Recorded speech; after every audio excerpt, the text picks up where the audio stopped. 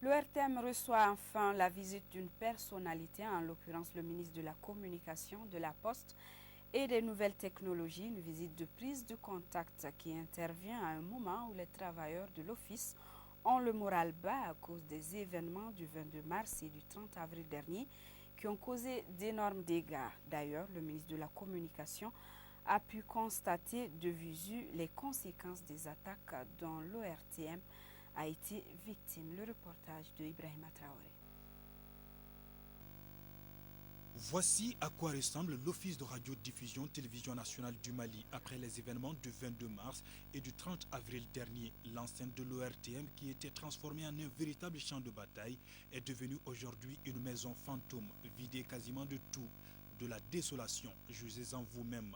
Des traces de balles sur les murs et souvent jusque dans le bureau complètement saccagé, des portes défoncées, des véhicules criblés de balles, des ordinateurs portables et des motos volées. L'on note aussi le matériel technique endommagé, surtout le moral du personnel qui se trouve au talent.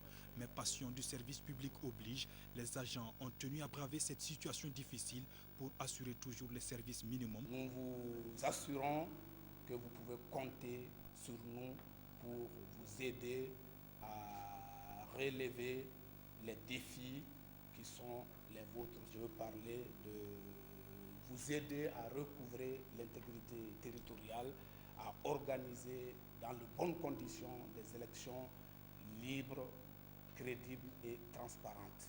Le comité syndical a saisi cette opportunité pour attirer l'attention du ministre de la Communication, de la Poste et des Nouvelles Technologies sur les conditions actuelles de travail du personnel.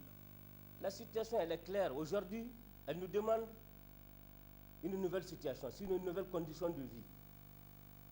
Nous avons besoin d'une prime qui protège les travailleurs. Cette nouvelle prime doit naître. Une prime conséquente pour protéger les travailleurs de l'ORTM. Nous sommes prêts à aider et la direction et le ministère et toute l'administration en place tant que vous voulez nous aider. Mais si vous ne voulez pas nous aider, nous ne vous aiderons pas. J'ai pris bonne note de tout ce que vous avez dit, mais ce que je dirais surtout au gouvernement, votre engagement va au-delà des primes. Vous n'avez pas attendu des primes pour braver les dangers, vous n'avez pas attendu des primes pour prendre des risques. Rester ici dans des conditions très difficiles. Vous avez vécu des situations inédites parce que vous occupez un travail central. L'ORTM, on ne le dira jamais assez, c'est un endroit stratégique. C'est pour cela qu'il est important pour tout le monde. Il est aussi important, l'ORTM, pour nos amis, pour nos compatriotes qui vivent à l'extérieur du pays, c'est-à-dire ce qu'on appelle la diaspora. C'est par l'ORTM que les gens sentent battre le pouls du Mali. Et c'est à travers l'ORTM également que vous sentez des inquiétudes.